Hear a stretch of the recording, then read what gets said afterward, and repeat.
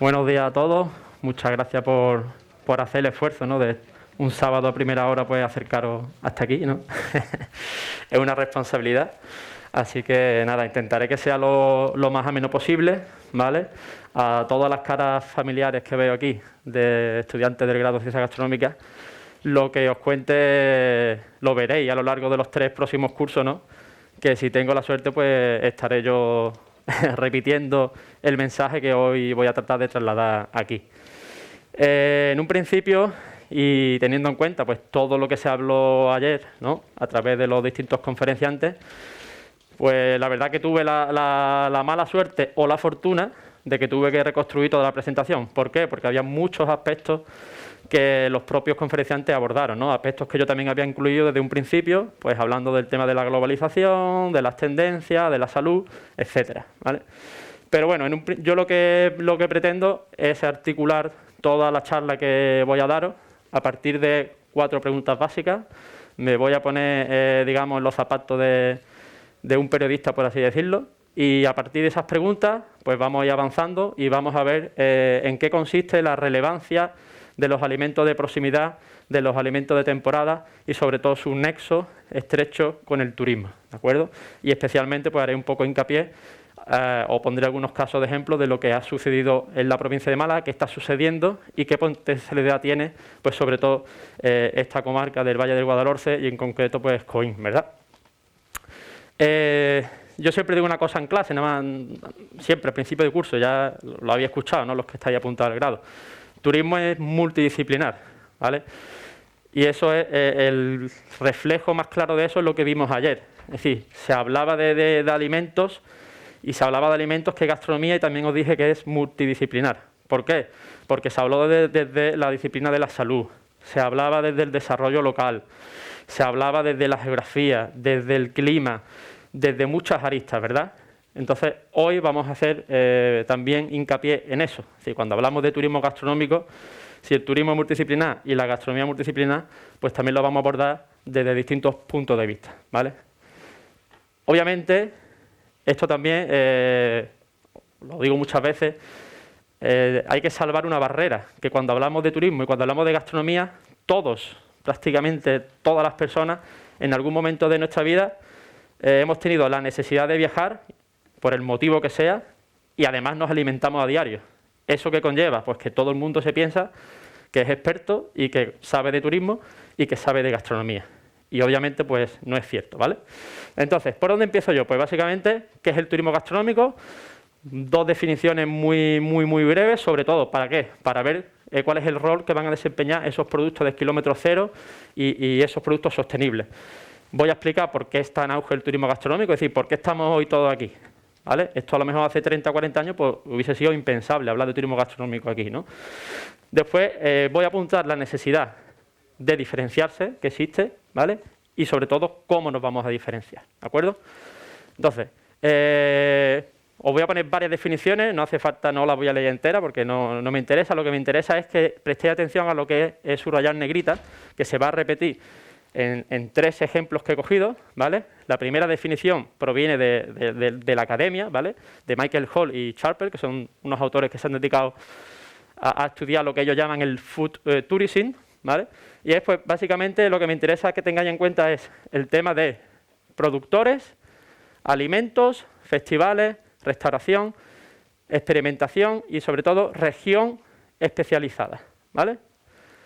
La Asociación Mundial del Turismo Gastronómico es mucho más escueta todavía. Directamente, viajar para probar y saborear un lugar. Y por último, ¿qué dice a nivel institucional e internacional? ¿Qué se dice? ¿Qué dice el organismo que está encargado de promover el turismo a nivel mundial? La Organización Mundial del Turismo, pues no va en la misma línea de las otras definiciones que existen. Y aquí resalto experimentar otra vez el lugar, experiencias, productos locales, festivales gastronómicos o clases de cocina.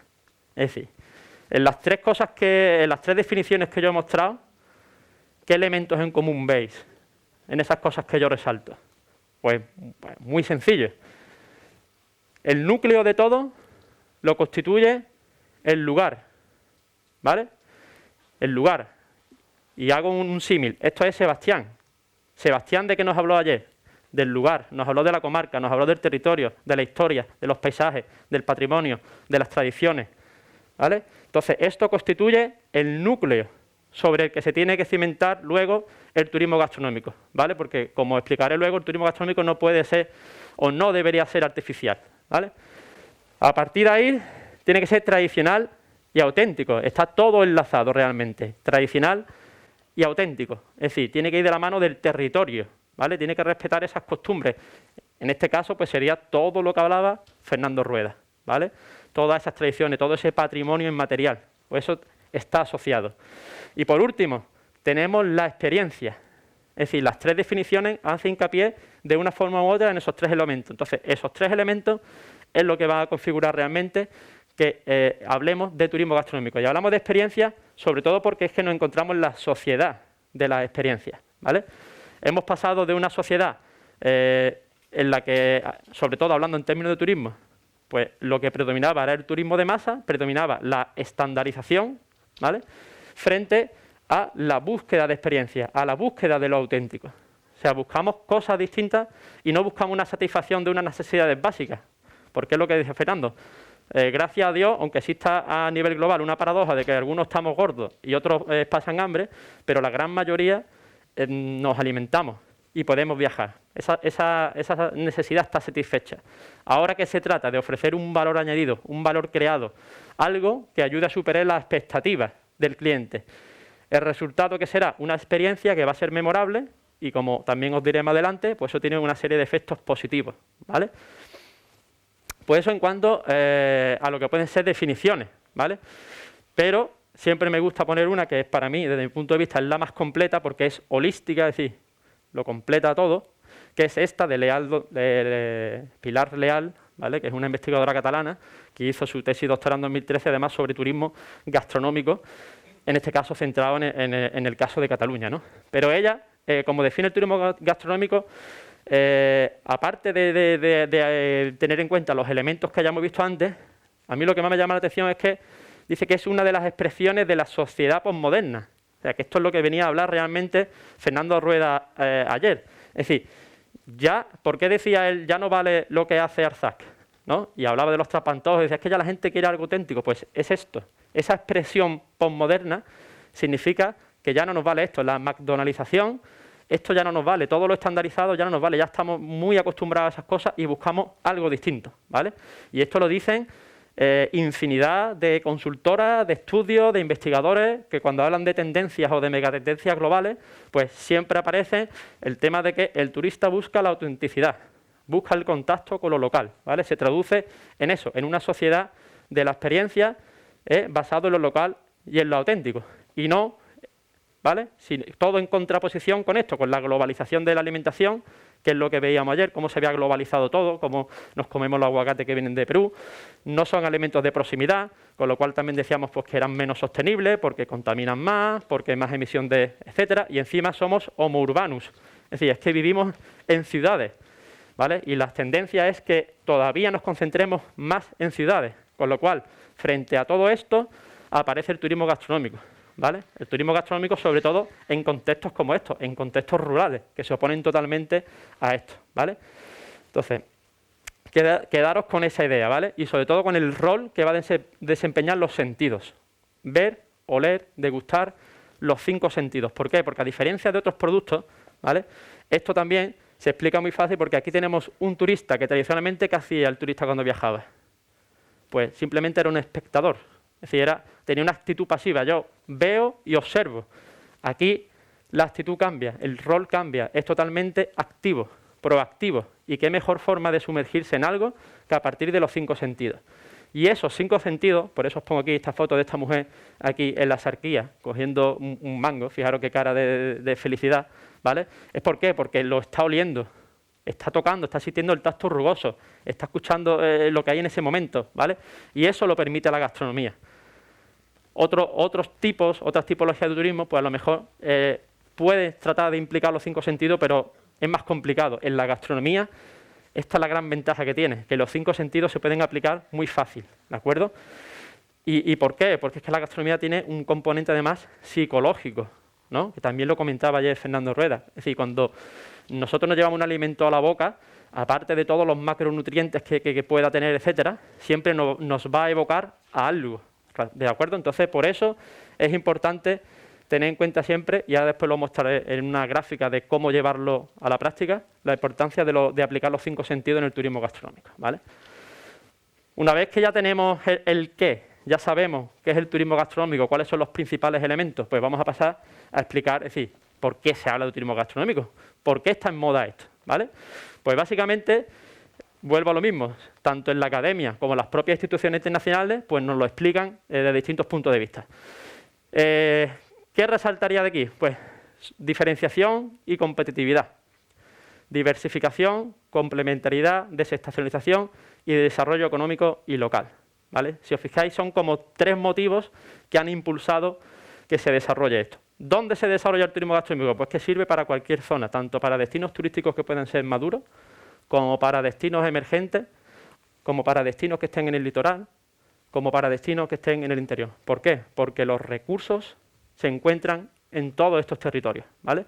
Tened en cuenta que cuando he puesto las definiciones de turismo gastronómico aparecen una serie de recursos. Primero los alimentos, después todo ese patrimonio inmaterial asociado a esos alimentos. Pero es que después los recursos, estamos hablando que el mar tiene recursos. Es decir, aquí obviamente nos hemos centrado mucho en la huerta porque estamos aquí, pero el mar, o sea, todo el turismo azul que está asociado a eso, también da lugar a ese turismo gastronómico. Además, todo eso se va a traducir en un desarrollo económico y local. Y a nivel ya más macro, más global, nos va a ayudar a ser más competitivos. Más competitivos en el sentido de ¿qué? De que nos podemos diferenciar, ¿vale? Nos podemos diferenciar más fácilmente a partir de esos recursos. ¿Por qué? Porque los productos locales son más singulares, van a ser singulares. Estamos hablando de que una globalización de alimentos. Pero es que si yo aquí tengo un tomate huevo de toro que no lo hay en otra parte del mundo, ¿me voy a diferenciar cultivando sandía? No, me tendré que diferenciar con lo que me ha dado mi territorio, que en este caso es el tomate, y con lo que me ha dado mi tradición, que es lo que hablaba Sebastián. Es decir, la gente conservaba el tomate huevo de toro porque estaba bueno, porque es que era una cosa que estaba buena, no con la intención de comercializarlo ni sacarle rentabilidad económica, ¿vale? Entonces, hay que utilizar siempre esos recursos, por lo tanto, el conocimiento es fundamental. Si no conocemos nuestros recursos, ¿cómo lo vamos a poner en valor, ¿vale? Otros motivos, ¿no?, que también explican el que esté en boga este turismo gastronómico, pues lo mismo, la necesidad de diferenciarse. Esa necesidad viene dada porque cada vez hay mayor competencia, es decir, son muchos los destinos que se han sumado, o muchos son las zonas o territorios o países a nivel territorial que queramos, que optan por el turismo como una herramienta de desarrollo, ¿vale? De desarrollo social, económico, lo sea, como una herramienta. Entonces, cada vez hay mayor competencia. Como digo, si hay más competencia, el cliente o el posible turista potencial tiene mayores opciones para elegir, con lo cual nosotros tenemos que diferenciarnos de algún modo. Además, ¿qué pasa? Que el turista gastronómico, ¿vale?, es un turista, como he comentado antes, de la sociedad de la experiencia, que está dispuesto a adentrarse en esa cultura local. Es decir, tiene otras motivaciones distintas. Y luego os hablaré de la larga cola, ¿vale?, que es el modelo económico, por así decirlo, que explica esto. Es decir, vamos a hablar de nichos de mercado. Además, esto nos sirve para dirigir el flujo turístico a destinos menos visitados, ¿vale? Esto es una estrategia que se plantea, hombre, a nivel municipal no, porque es más complicado, pero a nivel provincial o a nivel regional, esto es fenomenal. ¿Por qué? Fijaros en nuestro caso, es que tenemos en la Costa del Sol millones de visitantes, ¿vale? Millones de visitantes que están aquí a tiro de piedra, que es que llegan en media hora. Entonces, vamos a tratar de que esos turistas que vienen conozcan otras partes del territorio, de la provincia de Málaga en este caso. ¿Por qué? Porque al final pues se quedarán más tiempo, aumentarán su estancia, y eso pues se traducirá en mayor gasto, mayor empleo, etcétera, etcétera. Además, como estaba diciendo antes, la gastronomía, ¿vale?, a partir de sus recursos permite el diseño de experiencias más profundas y significativas. Más profundas y significativas porque si yo en esa experiencia involucro mis sentidos, pero es que encima también aprendo, ¿vale?, me divierto, me entretengo, pues al final eso superará mis expectativas, estaré satisfecho, y una vez que uno está satisfecho, lo primero es que tiene más opciones de repetir o de fidelización. Pero es que si no repito por lo que sea, seguramente yo a alguien le recomendaré esto y le diré, oye, es que tienes que venir aquí a Coín, porque es que, por ejemplo, la familia Villa tiene unas tomateras, tiene unos huertos, que eso tú vas allí, las miles de matas que tiene, con variedades antiguas, que eso no te lo encuentras en ningún otro sitio. Luego te vas a hacer una cata, pues eso se recomienda, entonces eso tiene un efecto muy positivo. Entonces, como digo, esa experiencia inolvidable y auténtica fidelizan a los visitantes, que van a ser los mejores embajadores. ¿Por qué? Porque estamos también en la sociedad de la información, ¿vale? Entonces, esto es reputación online. Nosotros no podemos controlar todos los canales y toda nuestra reputación, qué es lo que dicen de nosotros, pero si una persona tiene una experiencia satisfactoria, pues esa reputación seguramente que será mucho mejor, ¿no? Es lo que se llama el boca-oído electrónico, cuyo acrónimo es IWON, ¿vale? Entonces, voy a sintetizar básicamente el elemento global de por qué esto está en auge, porque nos ayuda a ser más competitivos. ¿Y cómo vamos a ser más competitivos? Expandiendo el atractivo, es decir, diversificando. No me centro ya solo en un tipo de recurso, voy a otros tipos de recursos. Y aquí, ¿vale? Cuando hablo de recursos, pues puede estar perfectamente no solo la huerta, o no solo un alimento concreto, sino todos los alimentos, con lo cual estamos hablando de todo el año, porque según nos mostró Sebastián, es que tenemos productos ecológicos todo el año, ¿vale? Con lo cual eso significa que la actividad turística no tiene por qué ser estacional.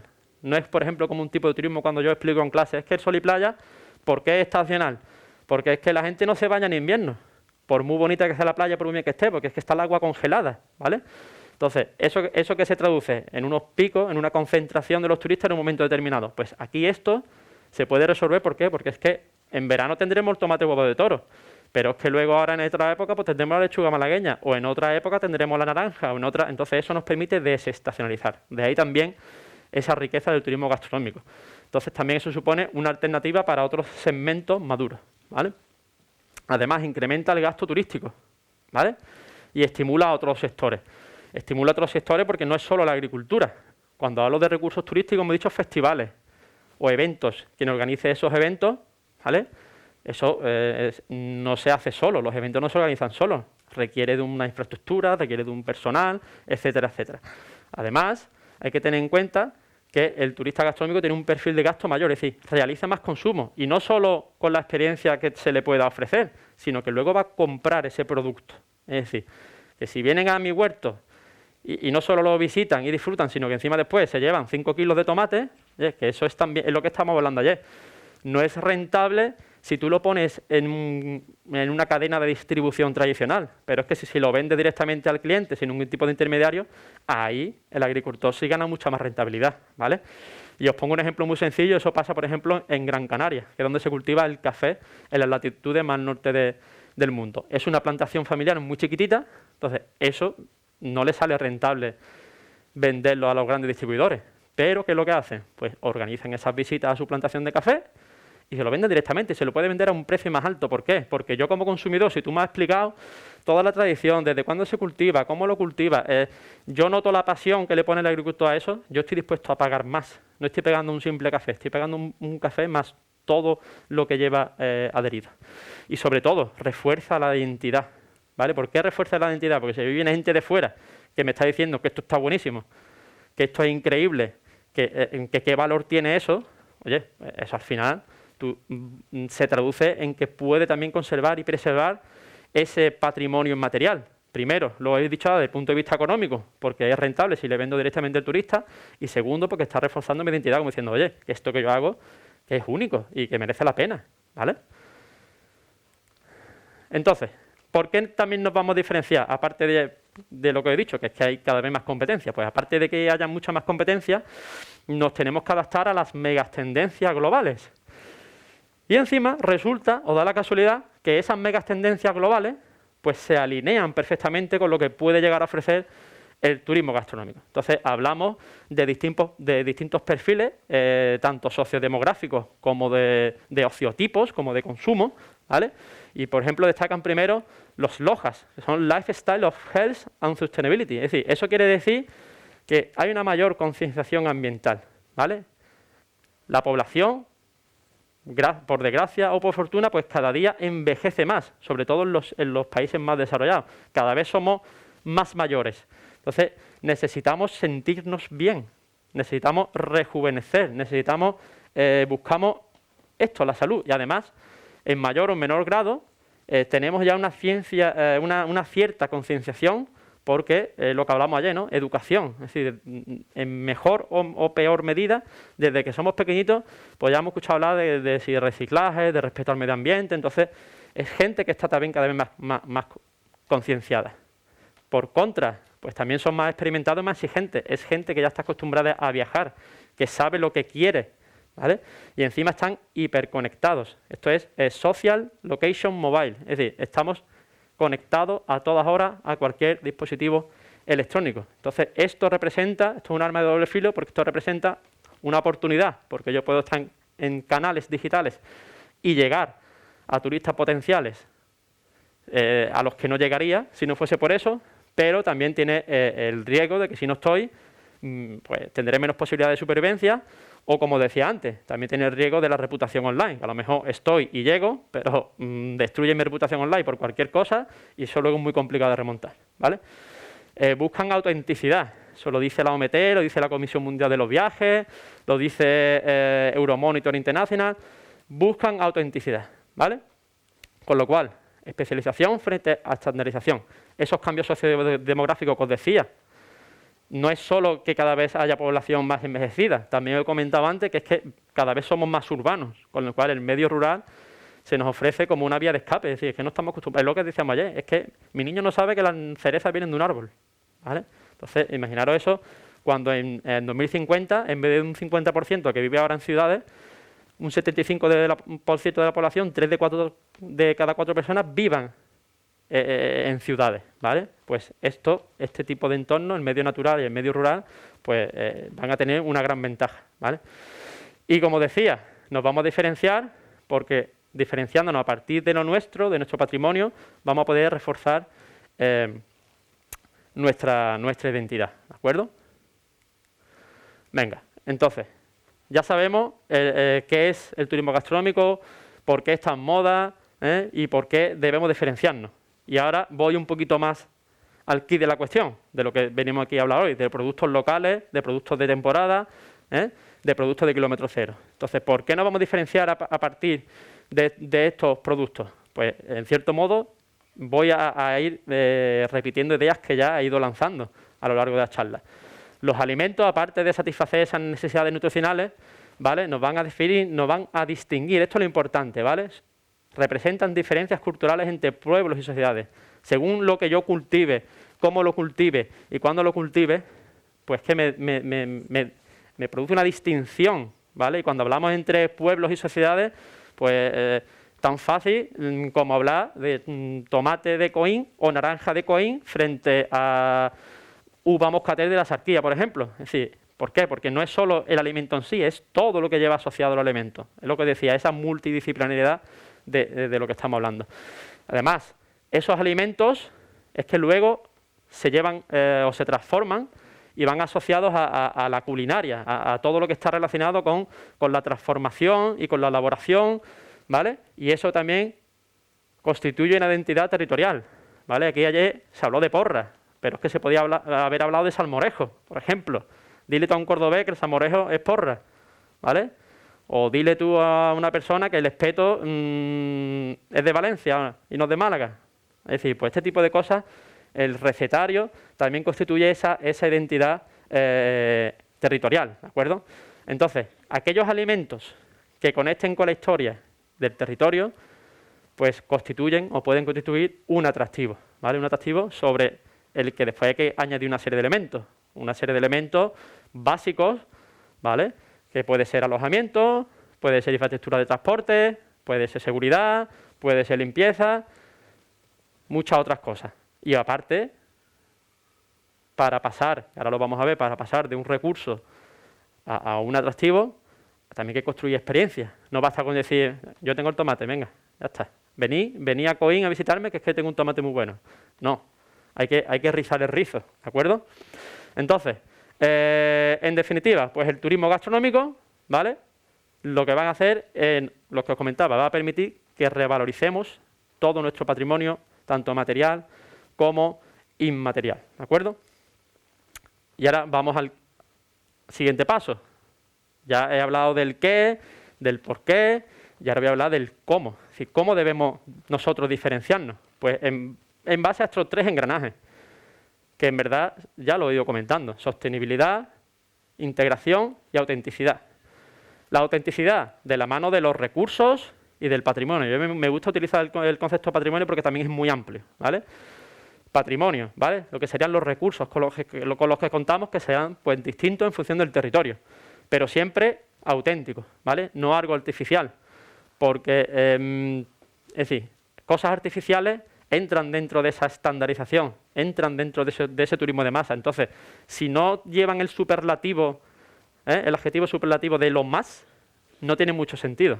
Es decir, ¿a mí me motivaría a ir a algo artificial? Hombre, pues si voy a Las Vegas o a Dubái, puede ser. ¿Por qué? Porque es como lo más. Dubái es lo más lujoso del mundo, está el hotel más alto del mundo. Si me voy a Las Vegas es lo más a nivel de espectáculo, pero si no tiene ese adjetivo superlativo, no te va a diferenciar. Después, sostenibilidad, desde una triple vertiente, ¿vale? Siempre social, ambiental y económica. ¿Y eso de dónde viene? Pues ayer lo comentábamos, es decir, tiene de alimentos de proximidad, de temporada, y si puede ser además ecológico, ¿de acuerdo? Menos emisiones de carbono, todos los factores que ayer comentaron el resto de conferenciantes. Pero es que otro engranaje fundamental, ¿vale? Porque esto es un sistema. Aquí en el momento que se me rompe un engranaje, el sistema deja de funcionar. Y este también es fundamental, la integración. Bueno, ¿y qué significa la integración? Pues la colaboración. ¿Y la colaboración de quién? Pues ahora, esto de aquí, ¿vale?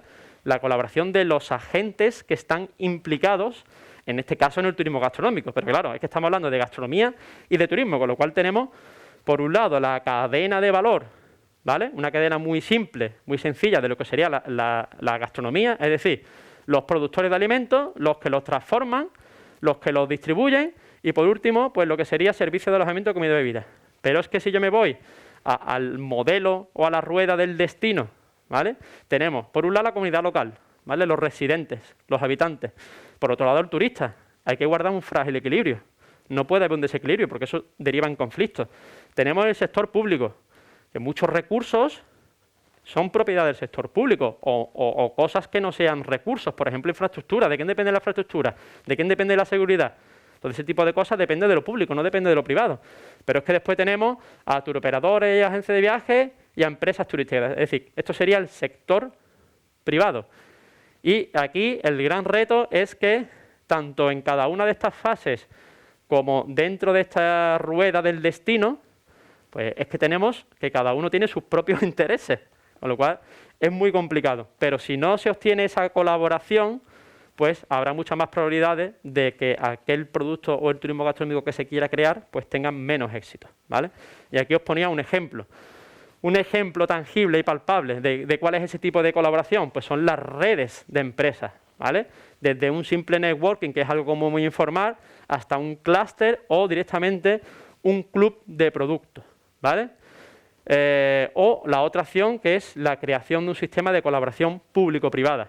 Entonces tenemos como dos modelos, ¿vale? Y ahora os explico sobre todo del club de productos porque es el que está más extendido en el turismo gastronómico.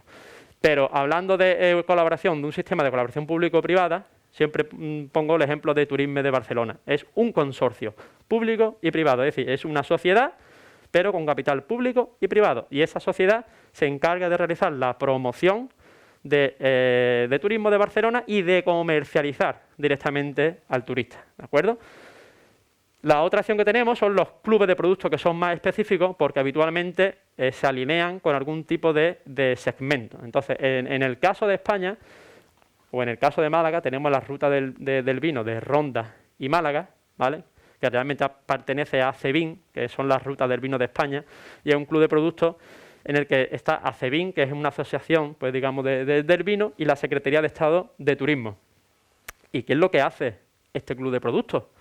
Pues este club de productos lo que implica es un cambio de mentalidad. Y eso lo que implica es que yo, ¿vale? Ahora os diré aquí quién está implicado en la ruta del vino de Málaga. Pues están los restaurantes, alojamientos, bodegas, comercios, está la universidad, están los ayuntamientos. Fijaros la cantidad de actores que hay implicados. ¿Esto qué significa? Que todo el que se integra en la ruta, deja de ver al otro empresario como un competidor.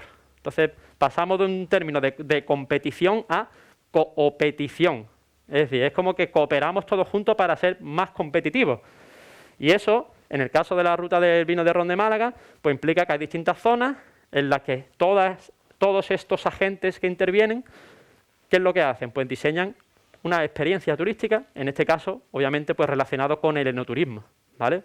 Porque no lo he comentado también, pero es que el turismo gastronómico, dentro del propio turismo gastronómico, hay también infinidad de tipologías. Es decir, hablamos del enoturismo, que se centra solo en el tema de la enología, hablamos del oleoturismo, con todo lo relacionado con el aceite de oliva, hablamos del micoturismo, con todo lo relacionado con el tema de la recogida de seta y tal, pero es que hablamos de otros muchísimos más, todo lo que está relacionado con el turismo pesquero, ¿vale? Todo lo que es la pesca, toda la artesanía asociada. De hecho, existe un decreto que publicó la Junta de Andalucía en marzo, que es sobre turismo pesquero, es decir, que es un fenómeno, fijaros, que es que está regulado, en este caso no por la Consejería de Turismo, pero sí por la de Agricultura. O sea, ¿qué importancia puede tener eso? ¿Vale? Y, como os decía, todos estos agentes no es simplemente que se reúnen, oye, vamos a colaborar, no. Eso se constituye a través de algún tipo de organismo y que tienen que hacer todos los integrantes, tienes que cumplir con un manual de productos. Es decir, hay un manual de productos que es como la Biblia de todos esos integrantes que tienen que respetar, porque ahí se establecen unos estándares de calidad que tiene que cumplir cualquier integrante, ¿vale? Y luego, obviamente, ese club de productos tiene que ser autosuficiente, por lo que los que lo integran invierten y pagan una cuota por pertenecer a ese club. Oye, ¿y a cambio qué obtienen? Pues por un lado, obtienen una plataforma, pues como en este caso un sitio web en el que se puede comercializar la experiencia, obtienen promoción, obtienen una marca, ¿vale? Este color y este logotipo, pues todo esto forma parte de un manual de identidad corporativa que todos los que se adhieren al club de productos tienen que tener. Te están vendiendo, pero es que encima también se genera conocimiento. La ruta de vino de España, lo que hace es que son de los pocos datos disponibles sobre el perfil del turista o del enoturista que existen en el mundo. Es decir, que saca estudios específicos anuales de cómo viaja el turista, el enoturista, qué es lo que se gasta, cuánto tiempo está, cómo reserva, qué es lo que hace. Entonces, eso es una información que es valor. Eso tiene mucha relevancia para cualquier agente que esté integrado en el enoturismo, porque te permite tomar decisiones más conscientes, ¿vale? Y en base a esa información, ¿de acuerdo? Entonces, eso sería, por ejemplo, el club de productos. Nosotros en su día, cuando hicimos el plan estratégico de turismo de COIN, pues una de las opciones que se planteaba es que se puede crear un club de productos. Se puede crear un club de productos de la huerta, en el que está implicado todas las huertas, o solo del tomate, huevo, toro, o incluso, si me apura, del destino. De un destino enfocado al turismo gastronómico, con todos los recursos que pueden incluir, no solo las huertas. Estamos hablando de también los productores, ¿vale? Esas panaderías ecológicas que hablaba Sebastián, por ejemplo, ¿por qué no van a estar integradas en un club de productos? ¿Vale? Todo lo que está relacionado con los sistemas de regadío que vienen desde el siglo XV, por ejemplo, pues todo eso también se puede poner en valor, ¿vale?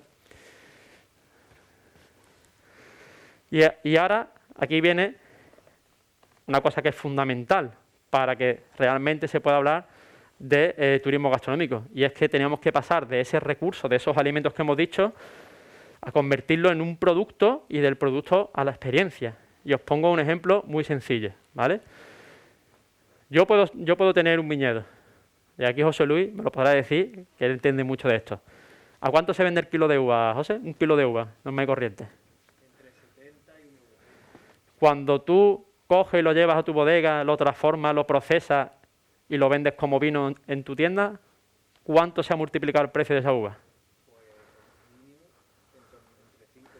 ¿Ves? Pues eso es, ese proceso industrial le ha añadido valor. Pero es que si encima ese vino que produce José me lo sirven en una enoteca o en un bar, viene un sommelier y me cuenta y me da todo lo asociado a ese vino, ¿cuánto te cobra por esa copita, por esa botella? Más precio todavía que el que es. Pero es que si ya lo integro todo y ahora viene Marina, ¿vale? Que Marina, que ahora lo pondré como un ejemplo, que es una guía turística, una emprendedora que realiza experiencias no turísticas, y ya visitas el viñedo, te cuenta cuáles son las cepas, cuál es la problemática que afrontan, qué tipo de suelo, cuándo se cultiva, cómo se recoge, te habla de la vendimia heroica, cómo se produce el vino, tal, hacen las catas allí in situ, pues obviamente también lo que cobra Vanina es mayor que lo que vale la uva. Es decir, se le ha ido añadiendo un valor añadido, que eso se traduce en que también el cliente, no solo en el precio, sino que es que tú le estás ofreciendo más valor, con lo cual él está dispuesto a pagar más, percibe, el valor percibido es mayor, ¿vale? El valor que obtiene.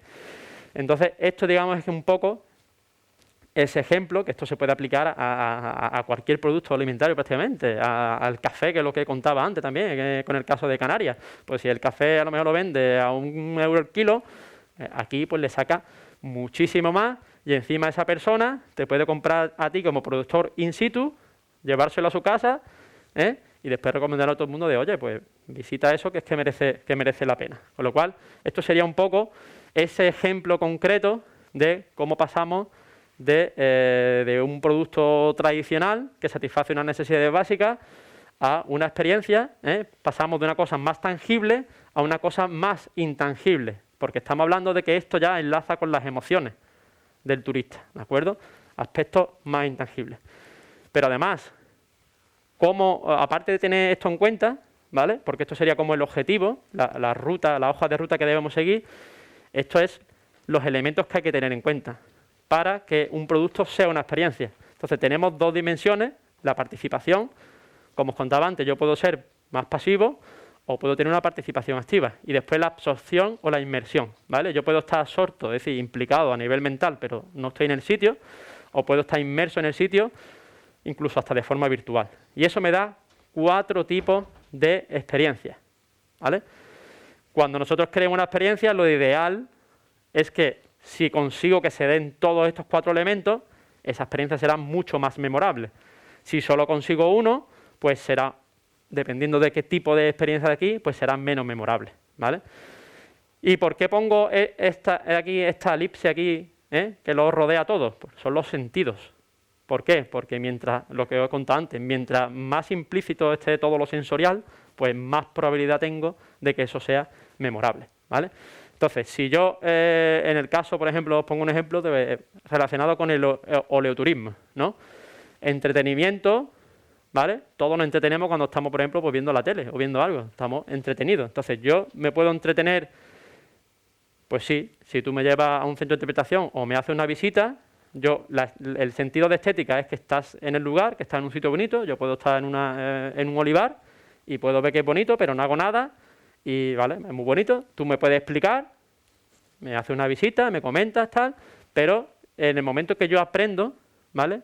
En el momento que yo aprendo y en el momento que yo participo, es decir, que tú ya coges y me das una vara, me pones a varear la aceituna, me explica cómo se pone el faldo, cómo se recoge, cómo eso después se tiene que llevar a la almazara, en qué forma se tiene que llevar, en qué época del año lo hace, qué es lo que has tenido que hacer el resto del año para llegar a ese punto. Es decir, porque no es que llegue y coja la aceituna nada más, sino que en verano tengo que estar cerpando los olivos, después tengo que quemar el ramón, etcétera, etcétera. Pues todo eso, si me explican todo eso y encima yo implico mi sentido, ¿vale? Estoy allí y después ese propio aceite yo lo pruebo, o con ese propio aceite me enseñan a hacer una receta tradicional del lugar, ¿vale?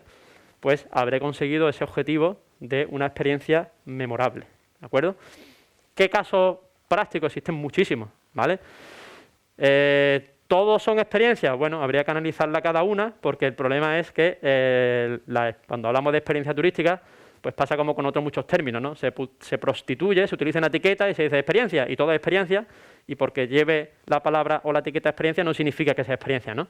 Habría que coger cada una de todas ellas y en cada fase de contacto que tiene el potencial turista con la experiencia en sí, pues habría que ver realmente si está presente este tipo de cosas, ¿vale? Es decir, si se aprende, si uno se divierte y todo lo que venimos hablando. Es decir, que son dimensiones que no he querido poner aquí, pero de una serie de dimensiones que hay que tener en cuenta a lo largo de una experiencia, lo que he dicho, la autenticidad, la sostenibilidad, etcétera. Pues todo eso habría que tenerlo en cuenta, ¿vale? Entonces, yo destaco varios ejemplos de aquí, sobre todo de la provincia, y además pues de distintos, o relacionados con distintos tipos de productos alimentarios. Por un lado tenemos cicerones rurales, que además de tener ese catálogo de experiencias, realizan una labor fundamental, porque esto es lo que hablaba ayer Sebastián, es que hace falta formación, ¿vale? Esto es, a partir de una gran emprendedora, pues realizan talleres, se van a esas zonas, van por la Axarquía, por la Sierra de la Nieve, organizan talleres, jornadas, y a la gente local pues le explican, en cierto modo, lo que yo estoy hablando. Es decir, cómo se tienen que crear esas experiencias. Entonces, por ejemplo, dentro de su catálogo, pues existe Benarrabal, territorio gastronómico.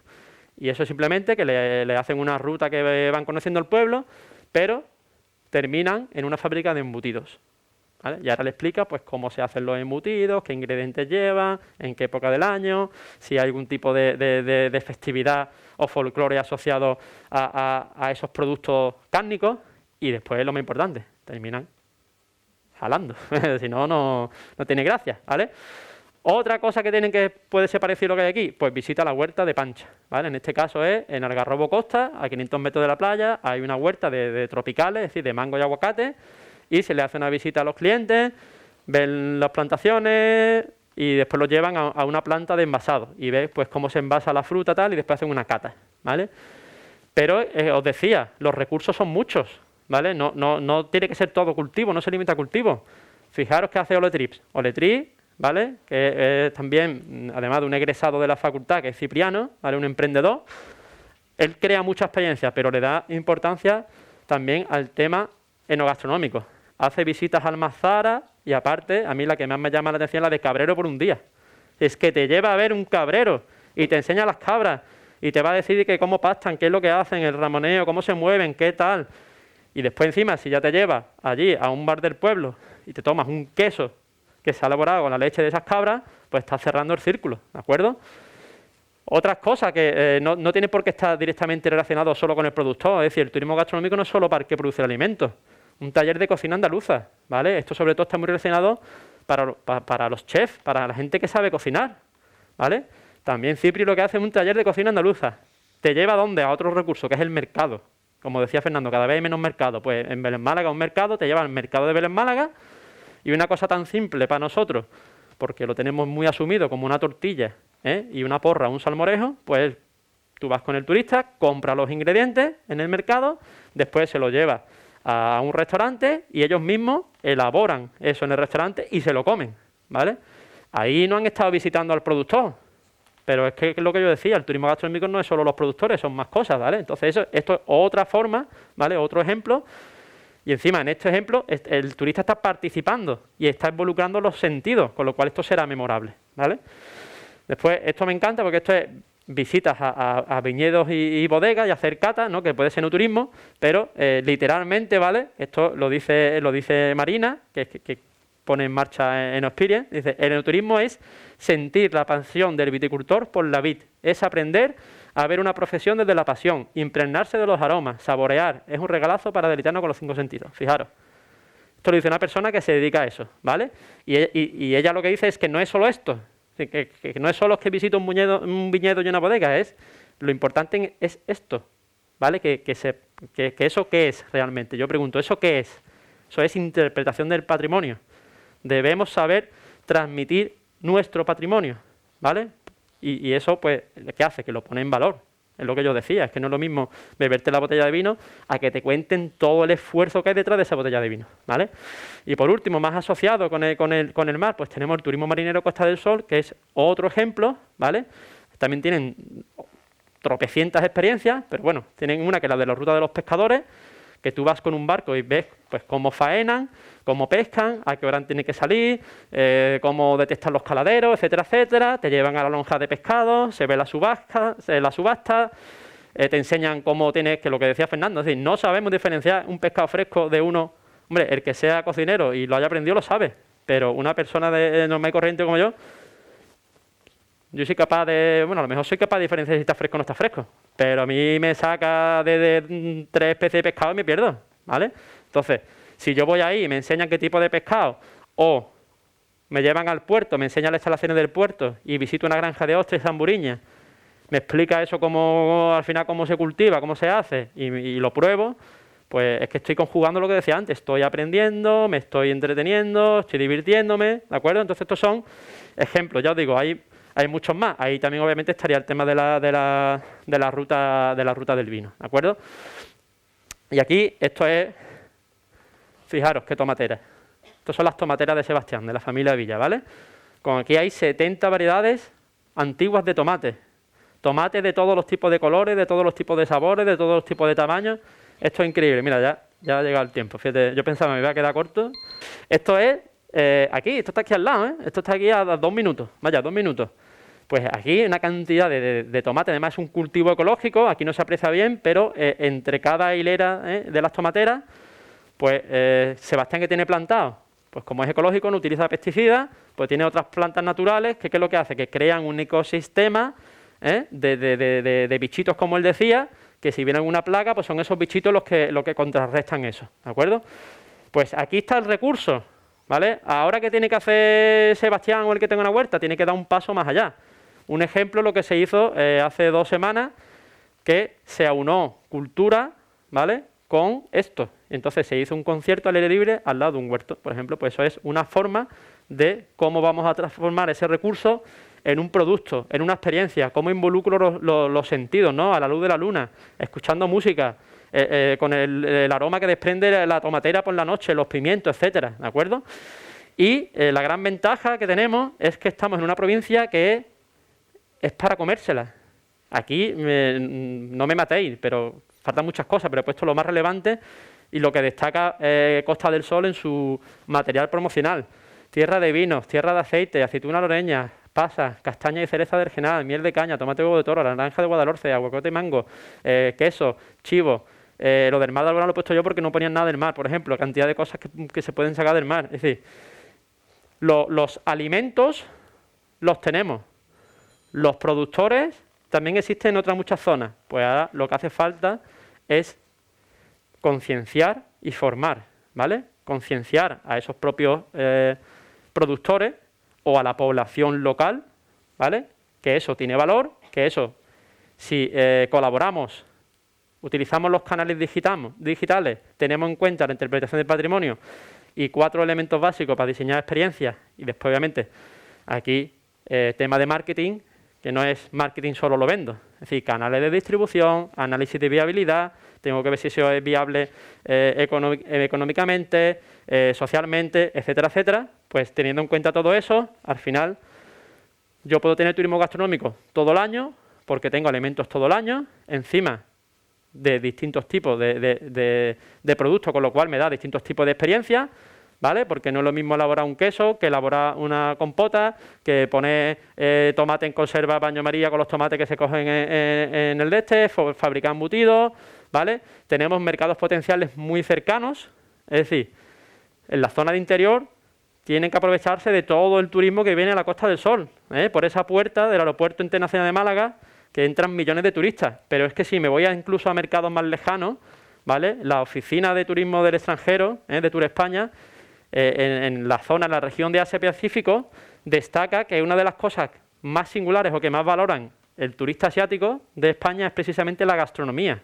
Con lo cual, incluso a larga distancia, tenemos turistas que están interesados en nuestra gastronomía, en todo lo que yo he contado. Encima, puede ser memorable y se alinea con las tendencias de la demanda en cuanto a esa salud y a esa sostenibilidad, ¿de acuerdo? Entonces, la reflexión final, pues vamos a apostar por los productos locales y de temporada, ¿vale? Siempre respetando la agricultura local. Es decir, no se trata de que el turismo sustituya a la agricultura, ni mucho menos. Es un complemento, pero un complemento con respeto, sin transformarla a la medida de lo posible, ¿vale? La promoción es global, pero la experiencia es local. Entonces tiene que respetar todo lo que he dicho, todo el territorio, esa identidad. Hay que aprovechar, ¿vale?, la larga cola, que es esto que yo digo aquí. Esto es el turismo de masas, y aquí es donde están los nichos de mercado. Aquí es donde está el que está interesado en el enoturismo, en el tomate, en el huevo de toro, gente que está dispuesta a pagar más, ¿de acuerdo? Y por último, que el turismo gastronómico será, en ese caso, si tenemos en cuenta todo lo que yo he dicho, un elemento de preservación cultural, ¿vale?, que se basará en la autenticidad del producto y del territorio.